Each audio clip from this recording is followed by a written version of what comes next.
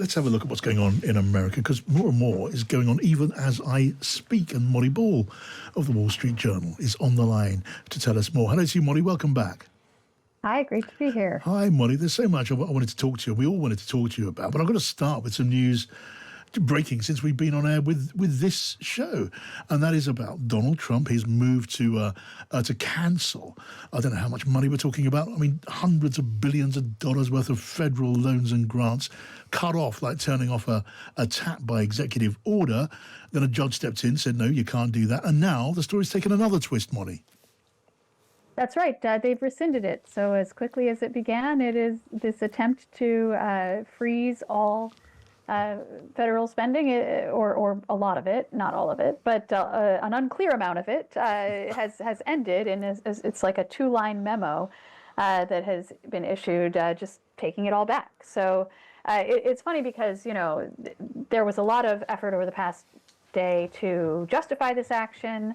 A lot of Republicans forced to defend it and say, yes, this is a good idea so that we can evaluate whether all of this spending is warranted, and then we can, of course, put back in place the things that we think are good and not do the things that are not in keeping with the president's vision, talking about a mandate for change and so forth, and now all of that is moot. Right. And so this was, if ever there was any doubt, and there wasn't, we're talking about the most powerful Sharpie on the planet. I mean, that ballpoint pen with a couple of strokes has done so much in the space of the last couple of days. The list is absolutely mind-boggling. And now there was yesterday, down went the Sharpie, and gone went, I don't know, what is it, hundreds of billions of dollars in aid for everything from medical research to help for deprived communities, help for non-profit organizations, overseas aid, just cut off. And now there it is, back on again. Another little rub of the Sharpie, and it's right back on there. What do you make of this, Molly? Well, I would point out that nothing actually happened, in the sense that the judge froze the freeze, as it were, before it could go into effect, saying that they needed to have time to evaluate the arguments for and against whether the president even has the power to do this at all. There were states and local governments that reported that they were having trouble drawing on the accounts that they used to disperse these federal funds. But in practice, we don't think that anyone will actually miss any payments. And now that it's been rescinded, all of those spigots should be turned back on. So from the point of view of your average American trying to live their life, even if they are quite dependent on federal programs, which are enmeshed in all kinds of ways in American life, they probably didn't actually notice any impact in their day-to-day life. But the coverage was quite unforgiving because, as you say, there was the potential for this to have a vast and wide-ranging impact if it was allowed to go forward. And so it's been a sort of object lesson, in the administration's tolerance for this kind of blowback. And it turns out they don't quite have the courage of their convictions in terms of pushing forward with this drastic an effort. I know the president's press secretary, a powerful figure, age of about 27, I think, was explaining all of this and said this was all about cutting off the flow of funds to woke projects of one kind or another. It would have cut off a huge amount more than anything that was considered woke within Team Trump. Whatever else you call it, Molly, it was not thoughtful. And I find it baffling how some of those around Trump, who not all of them are especially experienced in the business of government, how could they not know what they were doing when that piece of paper was placed in front of Donald Trump to sign?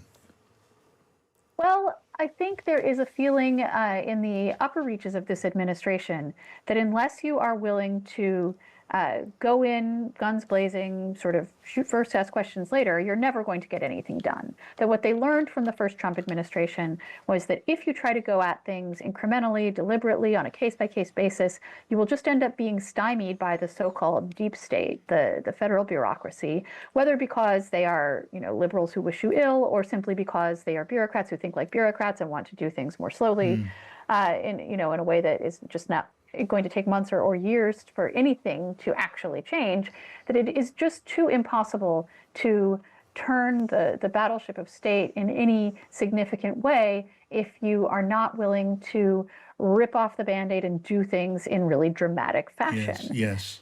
I mean, I get the ideology. I get the idea of of That being said, they clearly, to your point, did not know exactly what they were getting into. No. And had they been more specific about it, had they issued a memo that instead of being 2 pages that said just, cut stuff off and then left it to people to interpret it, and if they had rather at least enumerated which programs it was that they were trying to cut off, there would have been far less confusion and alarm. Yeah, I mean, I do get the ideology, but believe me, I see the point of taking on the other side, the establishment, the wokeists, and all that sort of stuff. And you say ripping off the Band-Aid. Trouble is, this is much more like open heart surgery without an anaesthetic. It's like a triple amputation, and they didn't seem to see that one coming. However, there's lots been going on. I mean, Molly, while you're still with us, I know you're always pressed for time. We're always grateful to hear from you. While we're speaking, I think Robert F. Kennedy Jr., Donald Trump's pick for health secretary, has been going through his Senate confirmation hearing on Capitol Hill. Just have a listen. Before that started, there was this intervention from RFK's cousin, Caroline Kennedy. I've known Bobby my whole life. We grew up together. It's no surprise that he keeps birds of prey as pets, because Bobby himself is a predator. Bobby is addicted to attention and power. Bobby preys on the desperation of parents of sick children, vaccinating his own kids while building a following hypocritically discouraging other parents from vaccinating theirs. Yeah, so not an especially friendly relative in the shape of cousin Caroline. And that reference to birds of prey being kept by RFK, I think it's also suggested or even reported that RFK, with his birds of prey, is prone to chucking mice in a blender to create a nice nourishing snack for those birds of prey. Anyway, meanwhile, this is what the Democratic Senator Wyden had to say. He has made it his life's work to sow doubt and discourage parents from getting their kids life-saving vaccines. It has been lucrative for him and put him on the verge of immense power. This is the profile of someone who chases money and influence wherever they lead, even if that may mean the tragic deaths of children and other vulnerable people.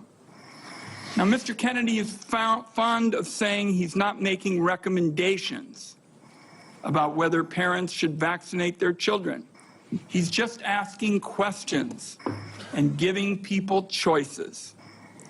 It's a slippery tactic to dodge any real responsibility for his words and actions. And so obviously Democratic Senator Wyden there, not alone in suggesting that a man with such a history of deep vaccine skepticism might not be the best pick for health secretary, and others think that too. However, it's not in the power of Democrats to stop this appointment. It's up to the Republicans in the end. They've got the majority. Molly Ball at the Wall Street Journal, how's that shaking out? Is he going to get this job?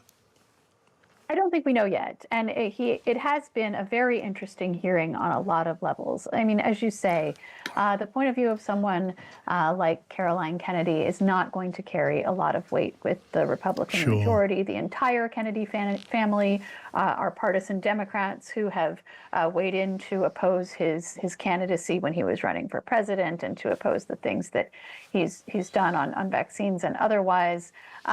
He does have a quite checkered personal history. He's written in his own voice about his past, drug addiction and philandering, and not to mention all the weird misadventures with animals that have come out over the course of him being scrutinized. But, he's getting a lot of questions. I think there was a question about whether Democrats would show some kind of sympathy for him as a former Democrat and someone who has a history of environmental activism, as well as someone whose views on things like pharmaceutical and food regulation they may in fact have some sympathy for, but they have been much more focused on what they object to. The stuff about vaccines, pursuing this line of attack introduced by Caroline Kennedy that he is in fact a self-interested hypocrite who's trying to only benefit himself rather than someone who earnestly believes the things that he said. But the senator everyone is watching is Senator Bill Cassidy of Louisiana. He's a Republican, but not necessarily a Trump loyalist, actually voted to impeach Trump after the January 6th riot. He's also a medical doctor. He's a physician and that's part of why he is the head of this committee. And his questions are about health policy, and he's been really drilling down on RFK's actual knowledge of the health system that he would be tasked with leading in this position. And he's tripped him up a few times. For example, RFK didn't know some of the basic facts about Medicaid, the federal program that provides health care to the very poor. So I think there's going to be a lot of eyes on Cassidy specifically and on the other Republicans on the committee to see if those qualms that they have, less about RFK's personal background, but more about his policy views on vaccines, on abortion, on regulation. He's had to reassure Republican senators that he would not go after the agricultural industry, for example, which Republicans tend to be quite sympathetic to, despite RFK's critiques of, industrial farming and so forth. So those are the real tripwires from him. Yeah. And I think once this hearing concludes, we'll have a better sense of which way those key senators are leaning. It's really good, as always, to get that context and background from you, Molly. I know you're busy, but before you go, Mikey Smith, I think, has a quick question. Yeah, I was going to ask about the last week or so that Trump's been in office. There's been suggestions that this is all part of a big sort of flooding the zone, shock and awe strategy, where you put so many things out there that your opposition, whether that is the Democrats or the lawyers or the media, are stretched so thin over so many things that it doesn't really matter if a few of them go by. Fall down as the spending freeze has, that you're still going to get most of your agenda through because there's not enough resources to fight it. Do you think that's what's happening with are we seeing the next stage of that in this pulling back the spending freeze? Yeah, I think what we're seeing is that tactic only goes so far because some things are not going to work out. Now, does that mean that a lot of the other things that Trump has, signed on day one are going to go forward because they slip under the radar? Yes and no.